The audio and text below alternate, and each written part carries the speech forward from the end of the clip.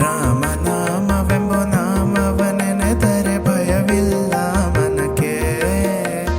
ಮೂರು ಲೋಕಕ್ಕೆ ಕಾರಣಕರ್ತ ನಾರಾಯಣ ಜಗಕ್ಕೆ, ಶ್ರೀಮನ್ನಾರಾಯಣ ಜಗಕ್ಕೆ.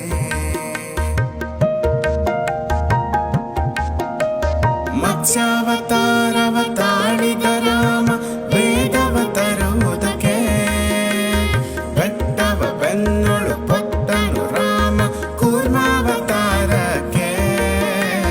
ಭೂಮಿಯ ಪೊಟ್ಟು ನೀರೊಳು ಮುಳುಗಿದ ವರಹಾವತಾರಕ್ಕೆ, ಕರುಳನು ಬಗೆದು ಮಾಲೆಯ ಧರಿಸಿದ ಪ್ರಹ್ಲಾದನ ಸಲಹುದಕ್ಕೆ.